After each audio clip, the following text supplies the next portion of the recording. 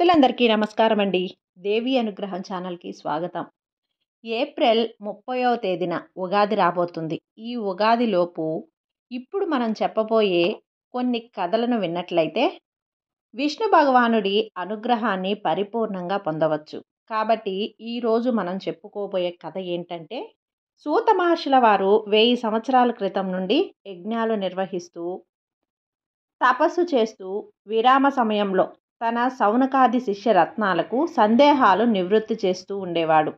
ఒకసారి ఆయన సత్రయాగం చేస్తూ ఉన్నప్పుడు ఒకరోజు యజ్ఞం విరామ సమయంలో సౌనకుడు గురువుగారు, పురాణాలలో మత్స్య పురాణం గురించి తెలుసుకోవటానికి చాలా కాలం నుంచి ఎదురు చూస్తూ ఉన్నాం, దయచేసి చెప్పండి అన్నారు వినమ్రంగా. మత్స్య పురాణం వరుసలో మాత్రమే మొదటిది కాదు, ప్రాధాన్యత క్రమంలో కూడా మొదటిదే.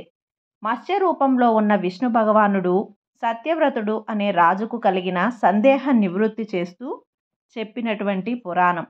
అంటే ఇది శ్రీహరి స్వయంగా చెప్పినదే, ఆలకించు అని ఇలా చెప్పడం ఆరంభించాడు. నారములు అంటే నీళ్లు, నీళ్లలో విష్ణువు ఉంటాడు, కావున ఆయనకు నారాయణుడు అనే పేరు వచ్చింది. ప్రాణులలో ఆయన ఉంటాడు, ఆయనలో ప్రాణాలు ఉంటాయి, కావున నారాయణుడైనాడు. నారములు అంటే జ్ఞానం అనే అర్థం కూడా ఉంది.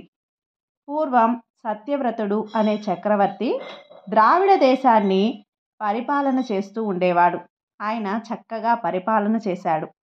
ఆ కాలంలో ఆయు ప్రమాణం 1000 సంవత్సరాల పైన ఉంది. ఇక తపమాచరించాలి అని నిశ్చయించుకున్నాడు. కొడుకులకు రాజ్యభారాన్ని అప్పగించాడు. దగ్గరలో ఉన్న అడవిలో తపస్సు చేసుకుంటే ప్రజల పట్ల భంగం కలుగుతుంది అని మలయ పర్వతం పైనుండి వచ్చే చందన భరితమైన గాలులతో నిండిన ప్రదేశాన్ని ఎంచుకొని తపస్సు చేయటం మొదలుపెట్టాడు. ప్రాతకాలంలో లేవటం, స్నాన సంధ్యానుష్ఠానం చేయటం, దొరికిన పండ్లు అల్పాహారంగా తీసుకొని తపమాచరించటం మొదలుపెట్టాడు. అలా చాలా రోజులు కఠినమైన తపస్సు చేశాడు. బ్రహ్మదేవుని గురించి ఇలా 10 లక్షల సంవత్సరాలు కాలం గడిచినది. ఇప్పటిలాగా అనారోగ్యంతో ప్రమాదాలతో చనిపోవటం అప్పుడు ఉండేది కాదు. ఇలా కఠినమైన తపస్సు దీక్షతో చేశాడు. ఆ తపస్సుకు బ్రహ్మ ప్రత్యక్షమై, ఇలాంటి గొప్ప తపస్సు ఇటీవల కాలంలో ఎవరూ చేయలేదు. నీ భక్తికి మెచ్చాను. చావు లేదనే వరం తప్ప ఏ వరమైనా కోరుకో అన్నారాయన. ప్రళయకాలంలో అన్ని జీవరాశులు జలంతోనే నశిస్తాయి కదా. తర్వాత సృష్టి ఆరంభానికి కొన్ని జీవులు అవసరం కదా. మనుషుల కింద నానా అవకాశం ఇవ్వండి. ప్రళయాన్ని చూడాలని ఉన్న నా కోరిక తీరుతుంది అన్నాడు రాజు. సత్యవ్రత, నీ కోరిక నా పరిధిలో లేదు. ప్రళయకాలంలో సముద్రాలు పొంగి పొర్లుతాయి. అది 100 ఏళ్ల వరకు జరిగినచో అది మహాప్రళయకాలం అని అంటారు. ఆ మహాప్రళయకాలంలో కమలంలో ముడుచుకొని మా తండ్రి నారాయణుని గర్భంలో దాగి నిద్రిస్తూ ఉంటాను. ఇలా నేను నారాయణుని గర్భంలోకి వెళ్ళి తర్వాత మామూలు పరిస్థితి వచ్చిన తర్వాత నేను నారాయణుని గర్భం నుంచి వెలుపుకి వచ్చి సృష్టి మొదలు పెడతాను. నీ కోరిక నా పరిధిలో లేదు, నారాయణుని దయతో సిద్ధిస్తుంది అని మాయమైపోయాడు. వెంటనే దేవతలు పారిజాత పుష్ప వర్షం కురిపించారు. దేవతలు కూడా ప్రళయకాలంలో అంతర్ధానమవుతారు. కావున వారు ప్రళయకాలంలోని పరిమాణాలు చూడలేరు. సత్యవ్రతుడు ఆనందంగా తన ఆశ్రమం వెళ్ళాడు. కొద్ది కాలం గడిచిపోయింది. ఒక రోజున ఉదయాన్నే నదీ స్నానం చేసి సంధ్యానుష్ఠానం చేసి పితృతర్పణం ఇవ్వాలని దోసిటిలోకి నీరు తీసుకున్నారు. ఆ నీటిలోని చేపపిల్ల వచ్చింది. ఆ నీళ్లు పనికిరావని వదిలిపెట్టాడు. మరలా నీరు దోసిట తీసుకుంటే మరలా చేపపిల్ల ఆ నీటిలోకి వచ్చింది. ఆ నీటిని వదిలిపెట్టి మరలా వేరే నీళ్లు తీసుకుంటే మరలా ఆ చేపపిల్ల వచ్చింది. ఆ నీటిని వదలబోతుంటే అప్పుడు మానవ కంఠస్వరంతో ఆ చేప, పితృతర్పణాలు వదిలే నీళ్లల్లో జలచరాలు ఉండకూడదని నాకు తెలుసు, కానీ నన్ను పెద్ద చేపలు మింగడానికి వస్తున్నాయి, నన్ను కాపాడండి అంది. దానిని కమండలంలో వేసుకొని పితృతర్పణాలు వదిలి ఇంటికి వచ్చాడు సత్యవ్రతుడు. ఇంటికి వచ్చేసరికి ఆ చేపపిల్ల 16 అంగుళాలు పెరిగింది.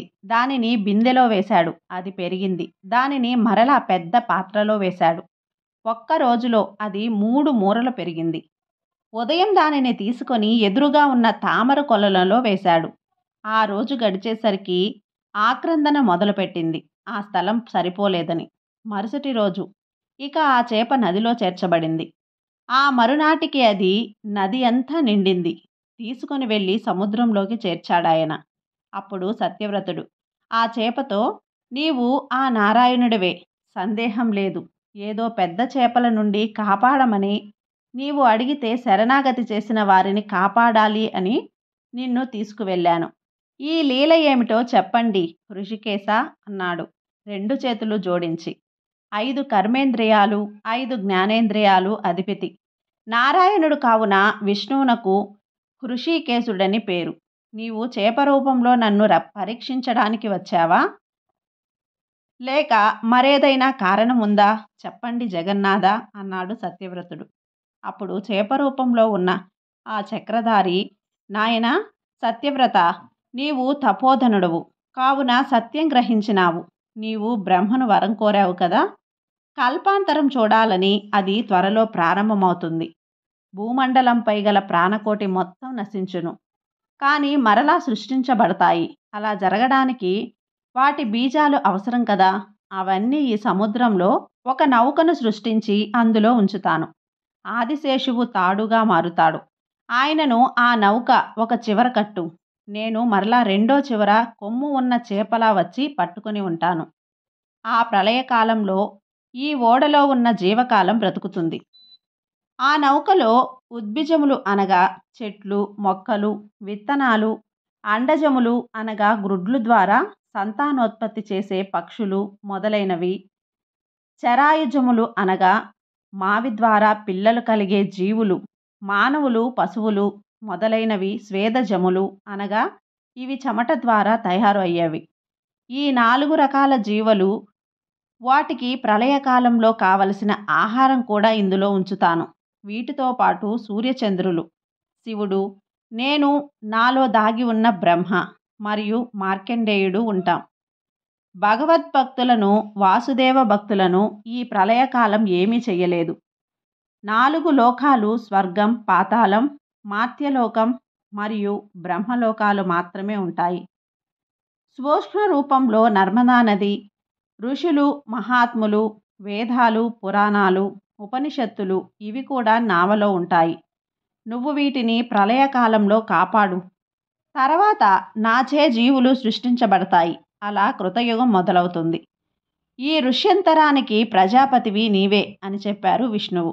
స్వామి, ప్రళయకాలం నేను ఎలా తెలుసుకోగలను అన్నాడు సత్యవ్రతుడు. ప్రళయకాలం మొదలు కాగానే ఈ ఓడ నీ ఆశ్రమం ముందాగుతుంది. ఆలస్యం చేయకుండా ఎక్కు. నిరంతరం నా నామస్మరణ చేయటం వల్లే ఈ నౌక వచ్చే వరకు ఈ ప్రళయం నిన్నేమీ చెయ్యలేదు. ఈ రోజు నుండి అనావృష్టి మొదలవుతుంది. 100 సంవత్సరాలు ఉంటుంది. ఈ కరువు వల్ల ఆకలితో కొంత ప్రాణ నష్టం జరుగుతుంది. భూకంపాల వల్ల కొందరు చనిపోతే, క్రిమికీటకాల వల్ల అనారోగ్యంతో కొన్ని ప్రాణాలు పోతాయి. తర్వాత అతివృష్టి వల్ల అంతా కొట్టుకుపోతుంది. సూర్యుని అతి నీలలోహిత కిరణాల వల్ల కొంత ప్రాణ నష్టం జరుగుతుంది. నేనే సంకర్షణుడు అనే పేరుతో అగ్ని కురిపిస్తాను. ప్రద్యుమ్నుడు అనే పేరుతో రక్షణ కలిగిస్తాను. వాసుదేవుడు అనే పేరుతో రక్షగా ఉంటా. అనిరుద్ధునిగా కామ క్రోధాలు పెంచుతాను. ఇలా అనావృష్టి వల్ల 4వ వంతు ప్రాణాలు హరి అంటాయి. ప్రళయకాలంలో 7 రకాల మేఘాలు వస్తాయి. అవి సంవర్తకం, ద్రోణం, ఇంద్రం, వరాహం, విద్యుత్తాపతం, సోనం అనేవి. వీటి వల్లే మునిగిపోతుంది. ధ్రువ నక్షత్రం తప్ప అన్ని నక్షత్రాలు రాలిపోతాయి. పురాణాలు, శాస్త్రాలు మొదటి బ్రహ్మచేత వినిపించబడతాయి. అయితే తర్వాతే వేదాలు వచ్చాయి. రోజు పురాణాలను నెమరు వేసుకో అని మాయమైపోయాడు హరి. అప్పటి నుండి ప్రళయకాలం వచ్చే వరకు ఆశ్రమంలో ఉన్నాడు సత్యవ్రతుడు. రోజు స్నాన సంధ్యాలు ఆచరించి పురాణ పఠనం, మననం చేస్తున్నాడు ఆయన. కొంతకాలానికి నారాయణుడు చెప్పినట్లు భయంకరమైన అనావృష్టి ఏర్పడింది. తిండి కొరకు బలహీనంగా ఉన్న వారిని బలవంతంగా తినడం లేదా వారి ఆహారాన్ని లాక్కోవటం చేస్తున్నారు. సత్యవ్రతుడు ఈ దారుణం చూడలేక బాధపడ్డాడు. తర్వాత అతివృష్టి మొదలైంది. జగత్తు అంతా ఏకమైపోతుంది. నక్షత్రాలు రాలిపోతున్నాయి. దేవతలు, అన్ని లోకాలు కనుమరుగవుతున్నాయి. ఆ సమయంలో జనార్దనుడు, కొమ్ము కలిగిన వేయి, నీవు సంరక్షకుడవు. నా స్వామి అలోక రక్షణార్థం నిన్ను తాడుగా కట్టమన్నాడు, అనుగ్రహించు అని ప్రార్థన చేసి దాని ఒకవైపు నౌకకు కట్టి రెండో వైపు చేప కొమ్ముకు కడుతూ, స్వామి మీ ఆదేశంతో తాడును మీ కొమ్ముకు ముడివేస్తున్నా, నన్ను క్షమించి అనుగ్రహించండి అని వేడుకొని నౌకలో చేరాడు. ప్రపంచ ప్రళయకాలంలో కెరటాలు ఓడంత ఎత్తున లేచాయి. అయినా ఈ నౌక జగన్నాథుని రక్షణలో సుఖంగా చెక్కు చెదరకుండా ఉంది. సూర్యకిరణాలు పడటం లేదు కాబట్టి పగలు రాత్రి తేడా లేకుండా అంధకారంలో కొట్టుమిట్టాడుతున్నది. కాలం ఇలా గాఢాంధకారంలో గడిచిపోతుంది. అలా ఉన్నప్పుడు సత్యవ్రతుడు ఏం చేశాడు? మహర్షి అన్నారు సౌనకుడు, ప్రపంచమంతా అంధకారంలో మునిగిపోయినా విష్ణుదేవుని ముందు ఉన్నందున సత్యవ్రతుడికి ఏ ఇబ్బంది కలగలేదు. ఒకసారి సత్యవ్రతుడు మత్స్యరూపంలో ఉన్న విష్ణువుతో, నాకు తెలియని పురాణాలను గురించి తెలుసుకోవాలి అని ఉంది. వాటిపై కొన్ని సందేహాలు ఉన్నాయి, అవి తీర్చవలసిందే.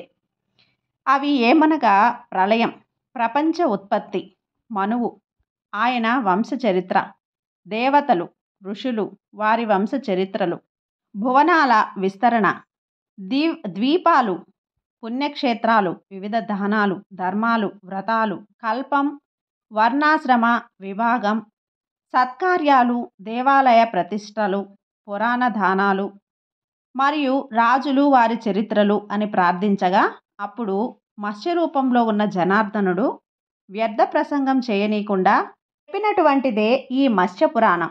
ఇది విష్ణు భగవానుడు చెప్పినదే కావున అత్యంత శ్రేష్టం. మత్స్యరూపంలో ఉన్న వాసుదేవుడు ఇలా వివరించాడు, సత్యవ్రత, ఈ మహాప్రళయంలో అంతా చీకటే. జ్యోతి స్వరూపుడవైన నా వెలుగు నీకు కనిపిస్తుంది.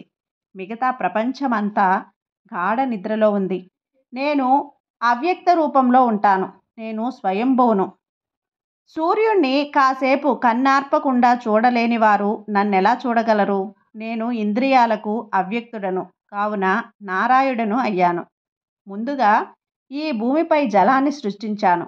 ఈ జలం నుంచి నా శక్తిని అంతా ఒక బంగారు గుడ్డలో ఉంచుతాను. దానిని హిరణ్మయ అండం అంటారు. అది 1000 సంవత్సరాలు అలాగే ఉంటుంది. ఆ గుడ్డు పగిలి సూర్యుడు వస్తాడు. మృత అండం నుంచి వచ్చాడు కావున ఆయనకు మార్తాండు అని పేరు వస్తుంది. అతనితో పాటు కమలం విచ్చుకొని బ్రహ్మ వస్తారు. మొదట ఒక ముఖంతో వచ్చి తర్వాత 5 ముఖాలను పొందుతారు. కానీ చివరకు ఒక ముఖం పోగొట్టుకొని చతుర్ముఖుడవుతాడు. మరలా ఆ గుడ్డ 2 ముక్కలవుతుంది. దానిలో నుంచి ఆకాశం ఏర్పడుతుంది. మావిలో నుంచి పర్వతాలు ఏర్పడతాయి. అందుగల నీటి బుడ్డలో నుంచి సముద్రాలు, జలాశయాలు ఏర్పడతాయి. తర్వాత దేవతలను, రాక్షసులను, మానవులను సృష్టించుతాను. స్త్రీలలో రజస్సును ఏర్పాటు చేసి సృష్టికి కారకులను చేస్తాను అని చెబుతున్న భగవానునితో సత్యవ్రతుడు, స్వామి, బ్రహ్మకు ముందు 1 తల, తర్వాత 5 తలలు, 4 తలలు వచ్చాయి అన్నారు కదా, ఈ విషయం వివరించండి అన్నాడు.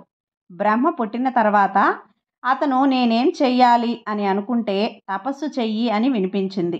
ఆయనకు పురాణాలు, వేదాలు మరియు ధర్మ సూక్ష్మాలు సాక్షాత్కరించాయి.